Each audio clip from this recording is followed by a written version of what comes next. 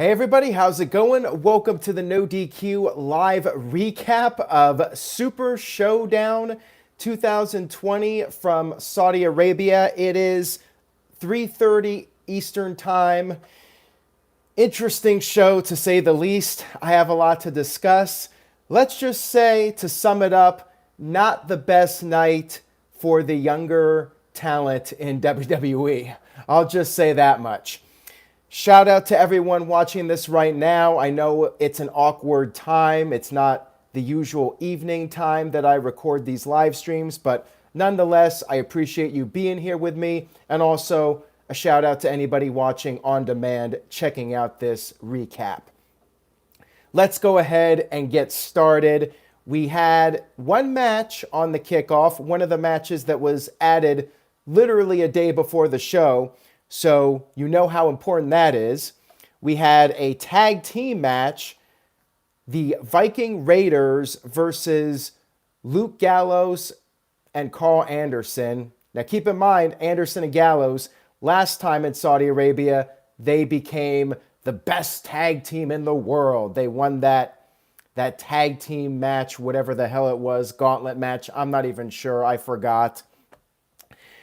For those of you that have been watching these videos, you know I talked about how maybe the Viking Raiders would have a dominant reign as tag team champions, and they would go on to WrestleMania to defend against the Authors of Pain. Ha ha ha! That was a good one, guys. That was a real good one. Not only did the Viking Raiders lose the tag team titles, but they lost to Anderson and Gallows on the Super Showdown kickoff. How the mighty have fallen. It was a nice run, Viking Raiders. You guys were doing well for a while. Not much to say about it. It was about as standard as you can get for a tag team match on the kickoff. Ivar got the hot tag, did his thing, but then went for the moonsault. He missed. And then Eric got knocked off the apron. OC hit the magic killer. And that, my friends, was that. Big G with a $20 super chat. Thank you very much for that, Big G, part of Team No DQ. Love you, Big G. He says, shout out to the boss man, Aaron Rift. Thanks for the retweet. And here's just being the best wrestling site in the world. Again, I really do appreciate it, Big G. And it's a pleasure having you as part of the team. Domestic Butler with a 79-cent super chat donation. No comment, though. Thank you for that. I appreciate it. Let's move on here to the main card. By the way, you guys could check out results over at NoDQ.com, as well as GIFs, images from the event to get a better picture of what happened if you really don't want to go back and watch the show. We kicked off the pay-per-view with the Gauntlet match, and I'm not sure how to pronounce the name of the mountain, but I'm just going to call it the Guts Trophy because that trophy reminds me of the old Nickelodeon show Guts. Guts, do you have it? That was a great show back in the day, though. I will say that much. So we had what was scheduled to be AJ Styles versus Andrade versus Bobby Lashley versus Eric Rowan versus R-Truth versus Rey Mysterio. R-Truth was the first one out, former 24/7 champion. He came out to the ring, did his rap to his music. Lashley was the second participant. He came out with Lana, who was fully covered. She came out on the stage and then walked to the back, just like she did at the previous Saudi Arabia show. Gary with the $2 super chat says, this is why AEW is here to save us. Hashtag AEW. And SXRQE says, no, AEW sucks. Shut up. So we got a little bit of arguing already going on in the chat room. Psycho Jet Black with a $5 super chat, and he has a prediction. He says the Fiend Bray Wyatt will lose to John Cena in 5 minutes at WrestleMania because he is a glorified jobber, but at least he's more over than EC3. Well, at the rate things are going, you may be right on that, Psycho Jet Black, but we'll talk more about the Fiend and WrestleMania here in just a few minutes.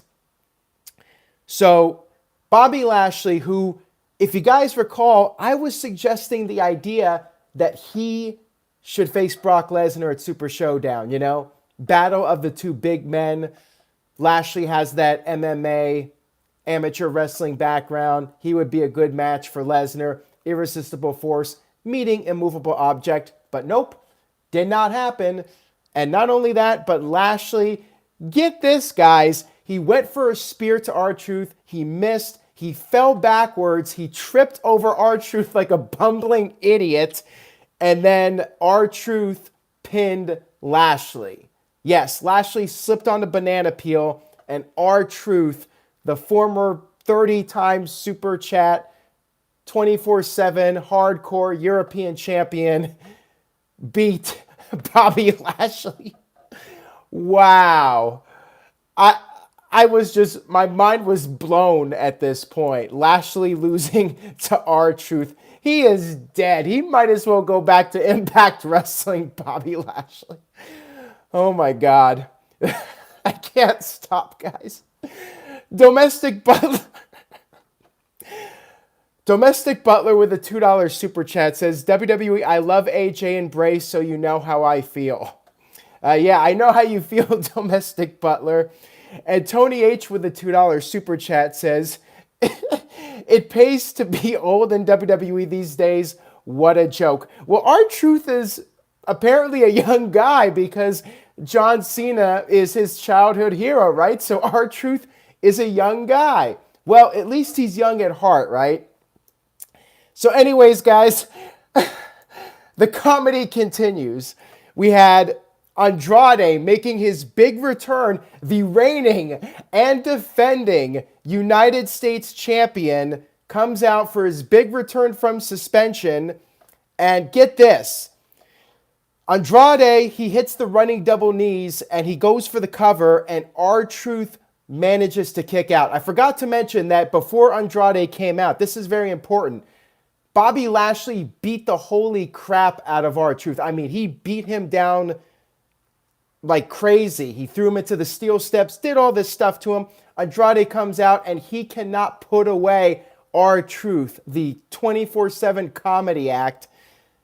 Wow. So Lashley gets buried even further because his beatdown of R-Truth is still not enough for Andrade to beat R-Truth. And then on top of that, the two of them end up butting heads. R-Truth falls on top of Andrade and beats Andrade. You gotta be kidding me here, guys. Holy shit. R-Truth out of nowhere getting this big push in this prestigious gauntlet match. Oh my God. Eric Rowan is the next one out, and you would think now finally Eric Rowan is gonna win. He's gonna beat R-Truth, but nope. Eric Rowan grabs the steel steps and gets himself disqualified. So R-Truth just beat three guys that have been getting pushed very strong in recent months versus a guy who's more or less been a comedy act with the 24/7 title. A guy who climbs up the ladder during a Royal Rumble match just beat three guys that WWE has invested a lot of stock in recent months. Keep that in mind. Put that into perspective.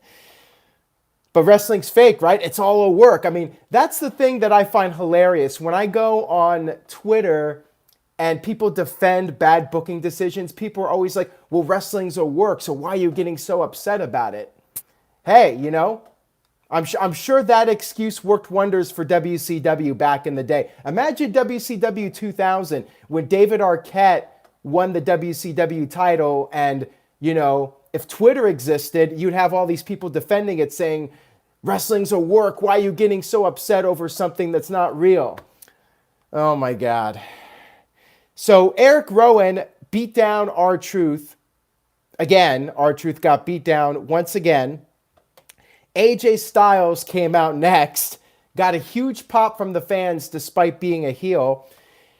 AJ Styles was dancing around. Big G posted a funny video clip of music to AJ Styles dancing. Check that out on NoDQ _ Big G, I believe. Shout out to Big G. AJ Styles danced around, and for a second, I thought AJ was going to lose to R-Truth also. But thankfully, that did not happen. AJ Styles he somehow squeaked by a victory over R-Truth with the calf crusher. He just barely did it. AJ Styles beat R-Truth. What an accomplishment here from the Phenomenal One.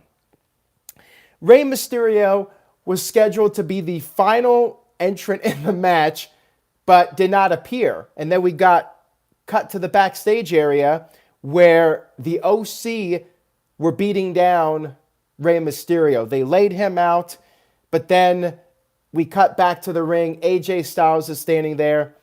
He declares himself the winner. He asks the referee to start a 10 count. And as this is happening, we cut to the back again, and the OC have been laid out.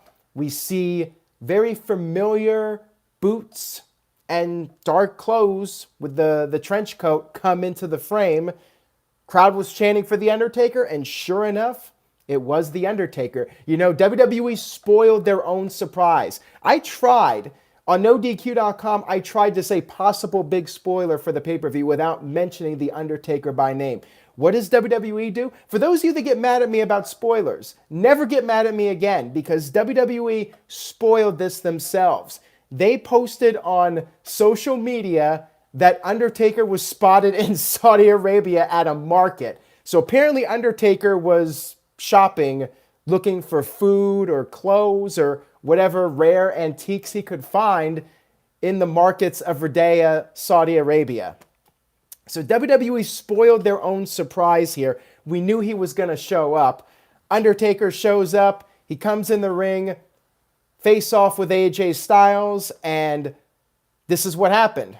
Styles got on Undertaker's face. Undertaker grabbed him by the throat, chokeslam, and 1, 2, 3 pins AJ Styles. One chokeslam, one move. It is damn good to be The Undertaker. I mean, what a career.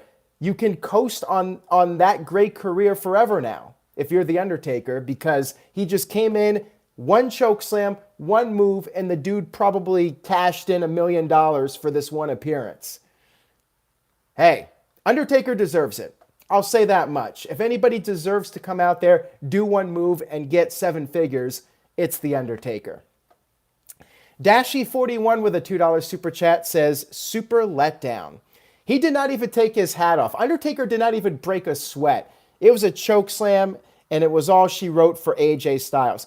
But you know what? In AJ's defense, he just went through a grueling match with R-Truth, one of the greatest WWE superstars of all time, a man who beat Eric Rowan, Andrade, and Bobby Lashley. So AJ Styles, it was a very rough match for him, you know? So that's why he could not kick out from one chokeslam. So this, folks, is the setup for what is apparently going to be a rematch at WrestleMania. AJ will come out, say he wasn't prepared, yada, yada, yada.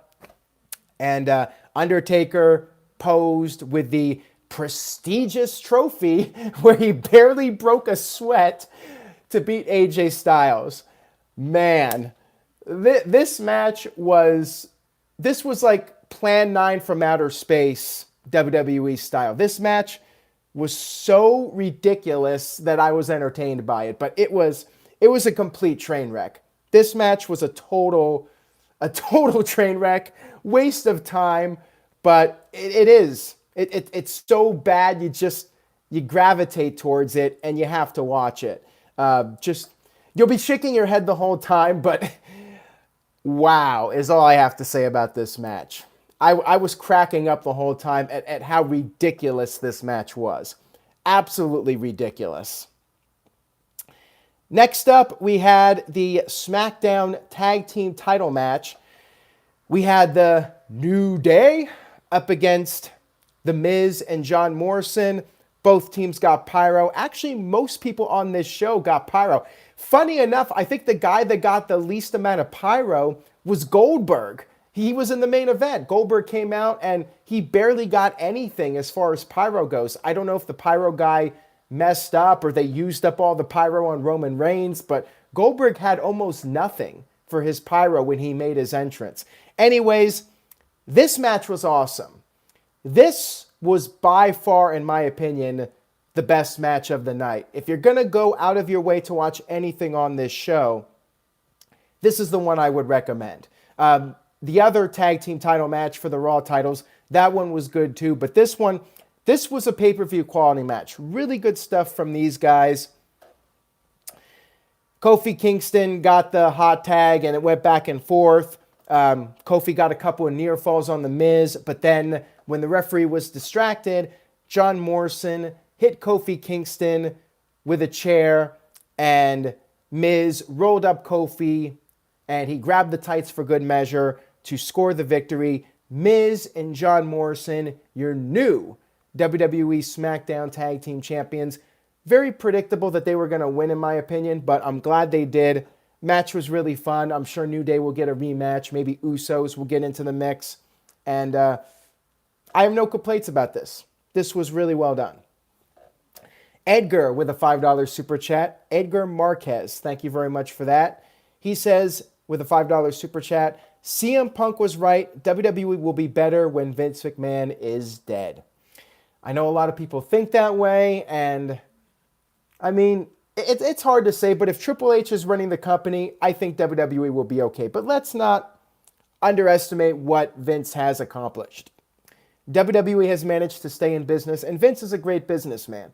Whether you like some of the booking decisions or not, whether you feel Vince is out of touch or not, he is an exceptional businessman, and he's made WWE a juggernaut for all these years. But yeah, I think we're probably not going to see the next revolution in WWE where the product really gets taken to a whole new level and creatively it goes somewhere different. We're probably not going to see that until Vince is no longer in the picture. And unfortunately, that likely means when he passes away, because I don't see Vince ever really giving up power until he's gone. Domestic Butler with a $2 super chat says, what are the odds on Goldberg versus Steve Austin at WrestleMania? Highly unlikely in all likelihood. I do not think Steve Austin is wrestling. If the sweet Saudi money is not enough to bring back Steve Austin, I don't think anything is. And Dyev, D-Y-E-V with a $5 super chat, thank you for that, says, I know it's early to ask this question, but what the fuck are they going to do with Bray Wyatt now? They just ruined him. Have him face John Cena at WrestleMania, probably. And maybe Bray Wyatt gets his win back against Cena coming off of WrestleMania 30. Or maybe John Cena beats him and Fiend just keeps being a mid-carder. I don't know what to tell you about that one. Cameron Johnson with a $2 super chat says, is The Fiend dead? Well, we'll talk about that more in a few minutes here. I know a lot of people are eager to get my thoughts on The Fiend and Goldberg, but stay tuned. I will give my thoughts, believe me. And thank you for that, Cameron. I appreciate it. Let's move on here to Humberto Carrillo versus Angel Garza. It was a good match. But, I mean, it was practically the same thing we saw on Monday Night Raw. There isn't a whole lot to say about it. They even did the same sequence where it was near fall after near fall. They kept trying to roll each other up with the near falls. There was a point where Carrillo hit a big move and went for a pinfall, but his own foot was under the rope. And I'm not sure if that was intentional or not, but Corey Graves brought up how it's the inexperience and, he doesn't have the right ring positioning. I thought that was interesting. If that was done by design, I like it. Humberto making a rookie mistake. If it was an accident, then Corey Graves did a good job covering it up.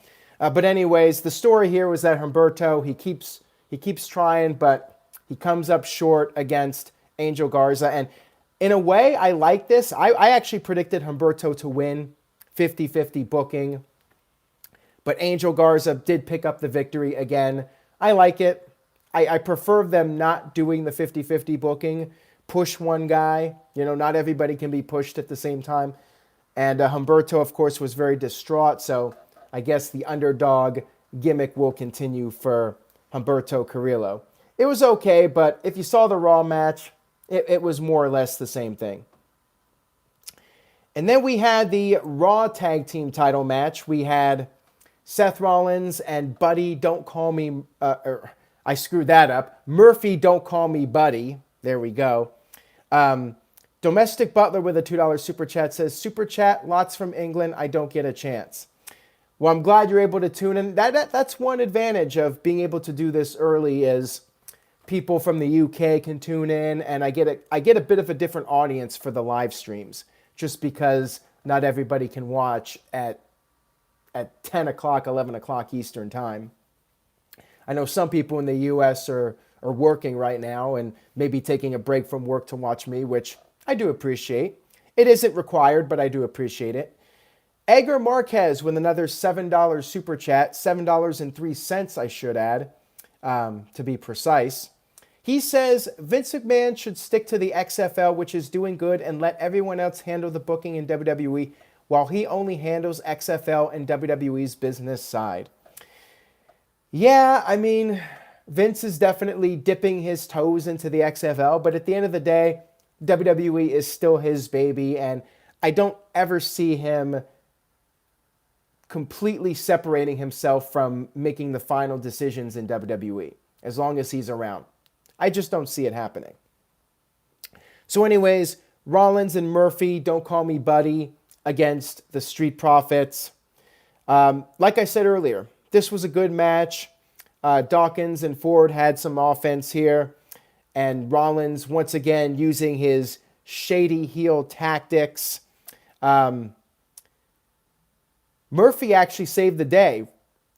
Ford went for the big frog splash on Rollins, and Murphy pulled Ford out of the ring to stop the pinfall. And then later, when the referee was distracted, Seth Rollins, who was not the legal man, hit the curb stomp to Dawkins on the apron. Same way that Rollins and Murphy won the tag team titles, and Murphy scored the pinfall victory over Dawkins. Good match here. Good stuff from these guys. And Domestic Butler with a $2 super chat says, always loved your shows. I'm always watching. Very much appreciated, Domestic Butler. Thank you for watching and supporting the channel. All right, now we move on here to Mansoor versus Dolph Ziggler. Michael Cole earlier on noted that it was a late arriving crowd into Rhodea. And this crowd was pretty quiet, and it did not look like a huge attendance for this show. I saw a lot of empty seats early on. I don't know if it filled up later, but it was not nearly as impressive as the previous Saudi Arabia shows. So maybe fans have just gotten tired of WWE. Maybe the novelty wore off, after 3 or 4 big shows. It's not special anymore.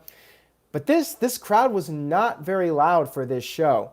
I'm not sure if they were not mic'd correctly or if they just were not into what was going on all that much. You could hear like about a dozen fans at ringside, and you could see them on television. They're opposite the hard camera. They were really into it. They were standing up. They were doing chants. They were even doing the Miz and Morrison chant, the hoo hoo ha ha, whatever it is. But beyond those fans, you really did not hear a lot of noise for the show. And even when Mansoor came out, the crowd wasn't really that into it.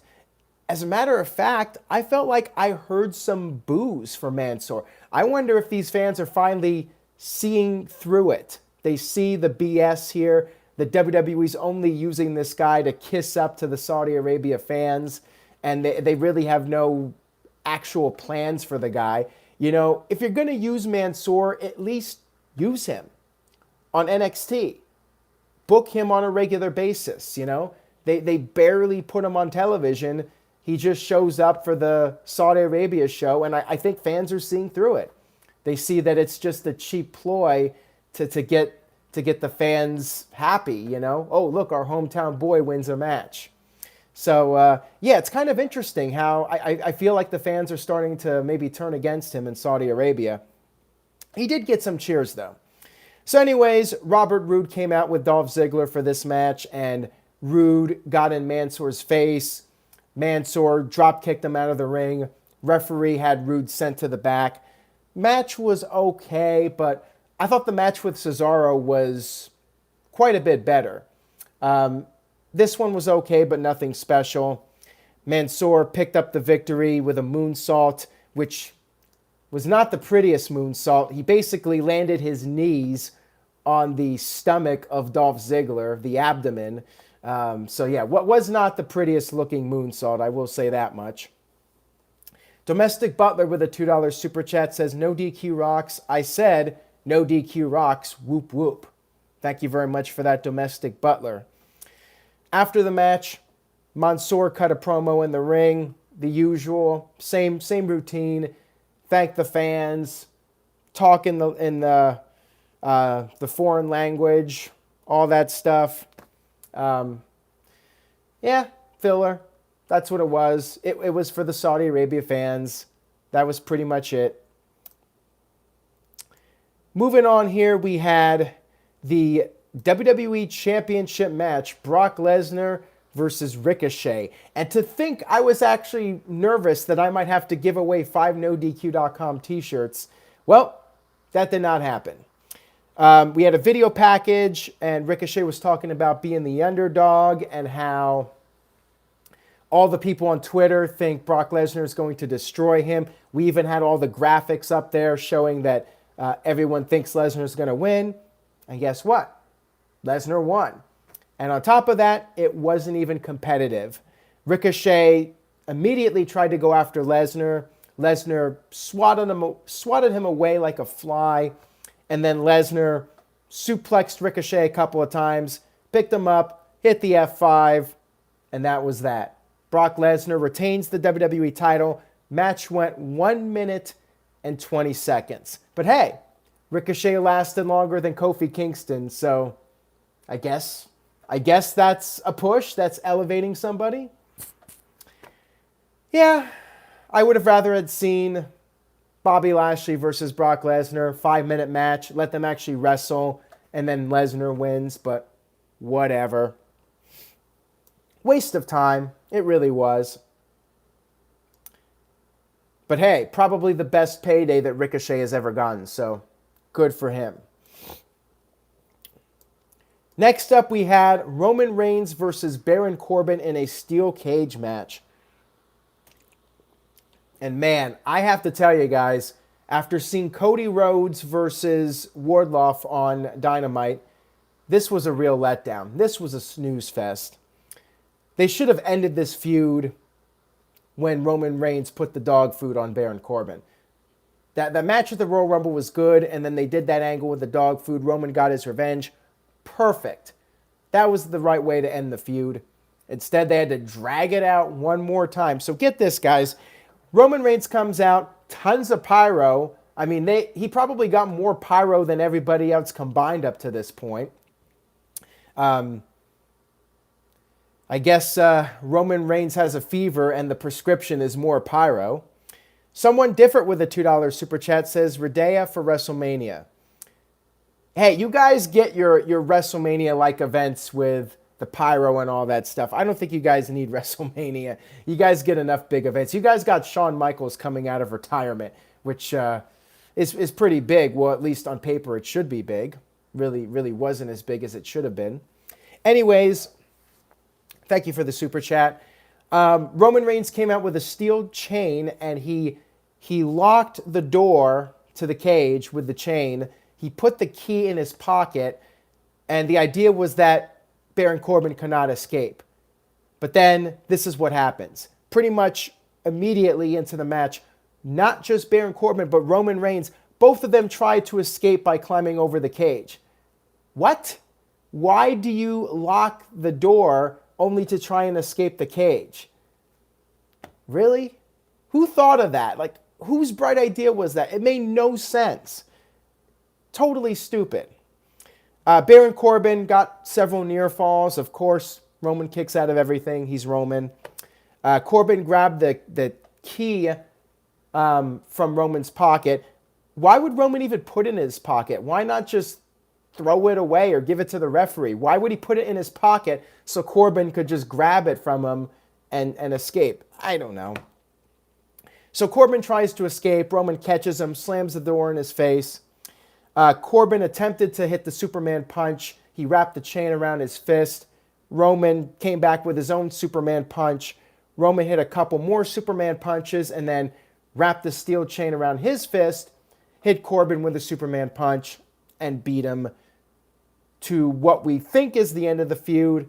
However, we all know that when WWE says this is the final match ever, it probably isn't. In fact, I would be shocked if these guys do not lock up again before WrestleMania. I really would be surprised.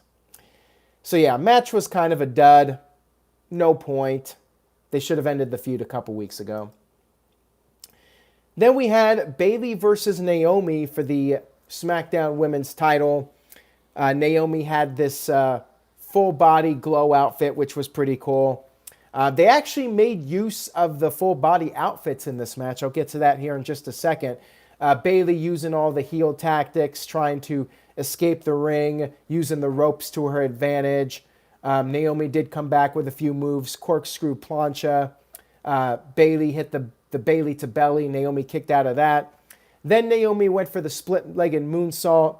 She missed, and then Bayley put this submission hold on Naomi and then took Naomi's shirt that she was wearing and tucked it into her shirt so she was stuck. And then Bayley shoved Naomi's face into the mat and pinned her. I like that finish. I like the fact that they took advantage of what they have to do in Saudi Arabia where the women have to wear the full clothing, the t-shirt and all that stuff. And they actually used it for the finish. Well done, WWE. This was creative. I liked this. Match was okay, but I do like the finish of this one. And then we had the main event of the evening, The Fiend versus Goldberg, old Whisker Biscuit himself. Domestic Butler with a $2 super chat. Thank you for that. He says, don't get a chance to super chat from the UK. Very loyal. Again, I am very thankful for you, Domestic Butler, and I appreciate you tuning in. Please spread the word, and this goes to anybody else out there. If you like this live stream, if you found this live stream better than Super Showdown, then by all means, please tell a friend, spread the word, spread the love. Any word of mouth goes a very long way. All right, guys, here we go. Excuse me. My voice is actually holding up a little bit better here than usual, past few live streams. Tony H with a $2 super chat. Thank you for that, Tony H. Says, R.I.P. The Fiend, total joke. So you guys pretty much know the finish here. If you've been reading the chat room, reading the super chats, you know what happened. So let's talk about it. Goldberg came out for his big entrance. Like I mentioned earlier, he got very little pyro, which I would presume was a mistake and somebody screwed up. The game is on 100 with a $2 super chat. Says, you smarks complained that the Fiend lost. Deal with it. Let's talk about it. So Wyatt came out with his big entrance. You know, he's the guy that beat Seth Rollins after all the stuff Rollins did to him. He's beaten all these guys. He beat Daniel Bryan twice. He beat The Miz. Bray Wyatt's basically been like the hottest star in WWE. Then Goldberg comes in out of nowhere. Doesn't have to compete for a title match. He just gets one, even though he lost to The Undertaker. But he did beat Dolph Ziggler, so I guess that's good enough. They had this face-off. Crowd chanted Goldberg. Fiend took off his jacket, and as he was doing this, Goldberg ran in for the spear. Fiend kicked out right away. Fiend put on the mandible claw. Goldberg broke out of that. He hit 3 more spears, which the Fiend kicked out of. You know, this is typical for the Fiend, you know, the move spamming and all that. Typical for Goldberg, too. Pretty much exactly what I expected, by the way. Fiend stood up. He got the mandible claw on again. Goldberg broke out of the claw, hit the jackhammer, and that was it. 1, 2, 3. 3 minutes and 10 seconds. Bill Goldberg, 53 or 54-year-old Bill Goldberg, is your new Universal Champion, 2-time Universal Champion at the expense of the hottest act in the company over the past year, Bray Wyatt. So I'm at a loss for words, guys. I mean, I really thought WWE would not do it. I had hope that they would keep the Fiend strong and go with him for the long run. But nope, it's over, guys. The part-timer Goldberg is your new Universal Champion. The game is on 100, says can't pronounce it, the cup, the Mountain Cup was a joke. AJ Styles, Ricochet, and The Fiend all squashed. Now it looks like Goldberg reigns for the Universal title. John Cena and The Fiend in an attraction match. Odds had Goldberg Fiend at -120 each. Well done, WWE, and he does the laughing faces. Thank you for that super chat. I do appreciate it. From The Game is on 100. Ken Terminated by Google with a $5 super chat says, am I the only one surprised that you aren't outraged? Circa Rift Aronson. Look at the bright side. At least John Cena might put The Fiend over at WrestleMania. Yeah, he might, but John Cena might just beat him again. I mean, who knows? And honestly, I don't even care. If The Fiend beats John Cena, I don't care. If John Cena beats The Fiend, I don't care. I think the problem that people are having with this is that WWE starts to build a new star and they give up on the guy.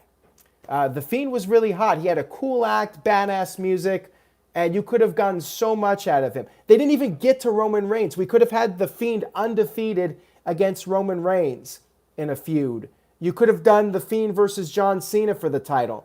You could have done The Fiend versus The Undertaker. If The Fiend had stayed undefeated, you could have done at least 3 big matches where 3 top stars try to end The Fiend's reign of terror. And now it doesn't matter.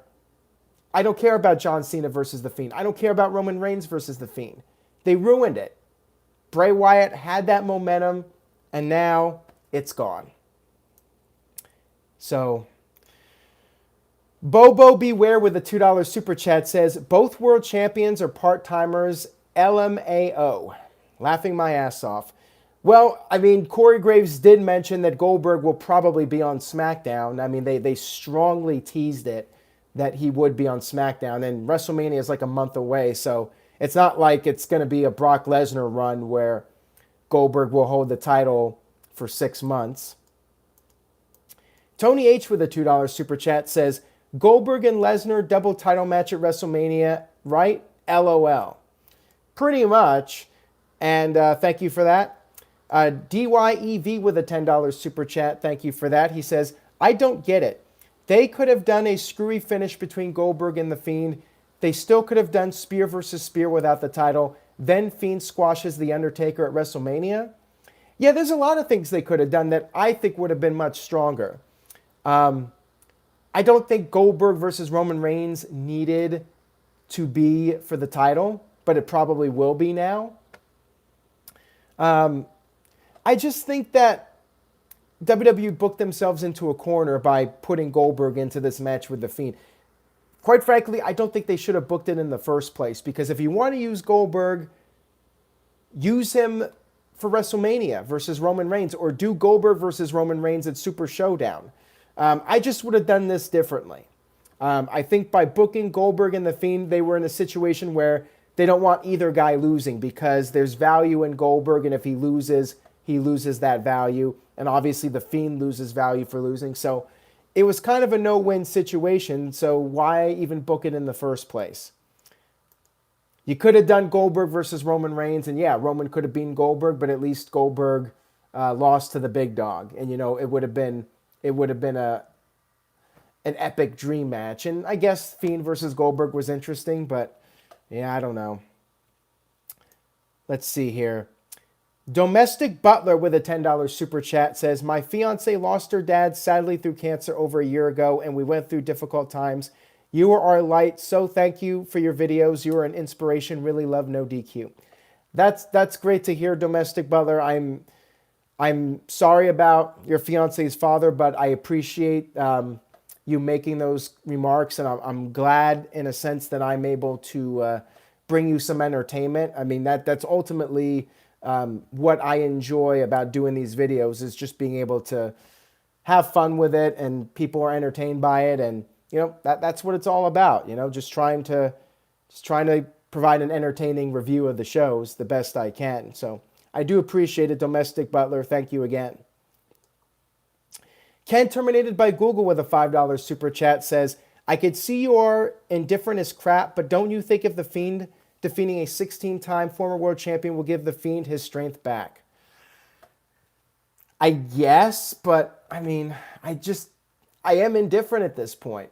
I suppose you can have Bray Wyatt rebound from it, but like I think the real value was Bray Wyatt being this undefeated monster who could beat the monster, and you just ended it prematurely. You could have done Cena versus Fiend for the title, Cena versus Reigns for the title, Fiend versus Undertaker for the title. You could have done Fiend versus all these guys for the title with Fiend undefeated.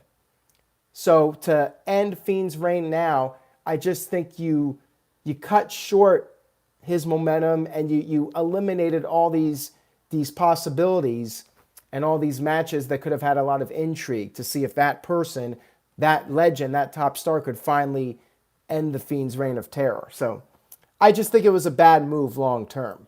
Maybe short term, Goldberg champion for WrestleMania, get people interested in the show, whatever. But I think long term it was not the right decision. But then again, I'm not the one running this multi-million-dollar company. So anyways, I forgot to mention that after the match, Goldberg celebrated with the Universal title, and then The Fiend was standing up. He stood up right behind Goldberg, but instead of attacking him, the lights went out, and Goldberg celebrated again. When the lights came back on, The Fiend was gone. Goldberg stood there. The music started playing again, and all was right in Saudi Arabia. The Fiend disappeared.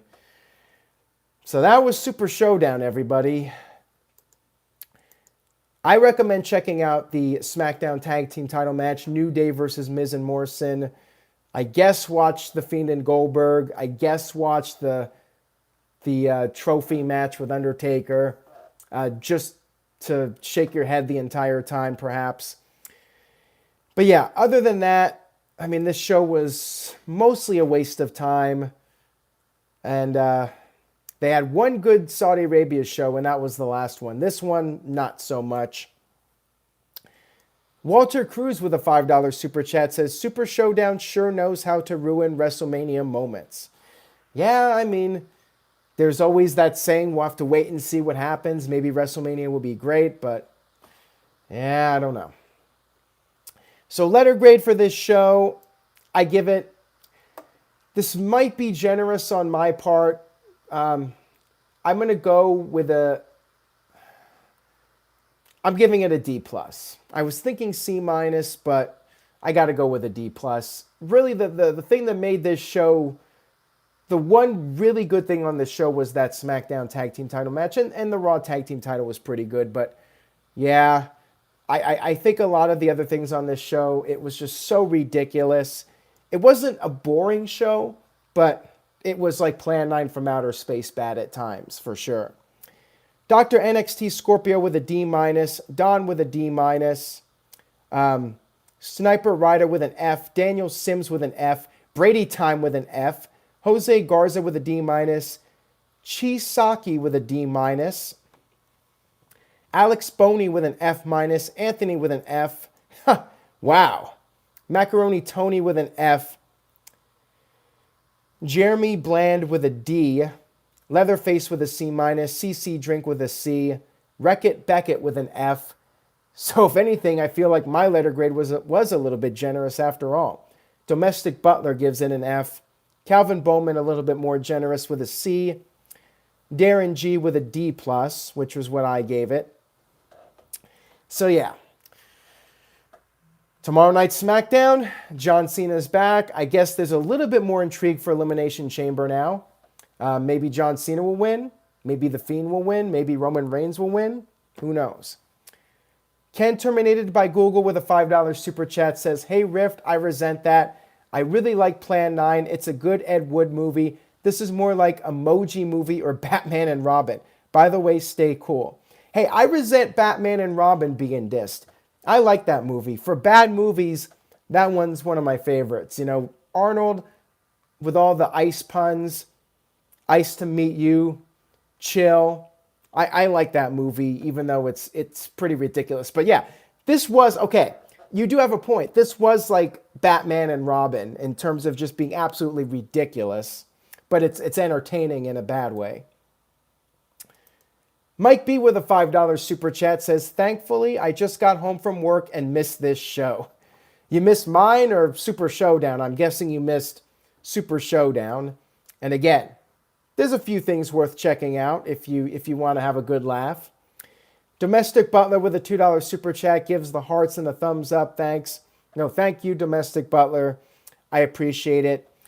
Guys, I will be back tomorrow night to discuss the SmackDown episode, the fallout from Super Showdown with John Cena. So stay tuned for that. NoDQ.com for full results of the pay-per-view. Please spread the word. Tell a friend. Have a great night, everyone. And I will see you all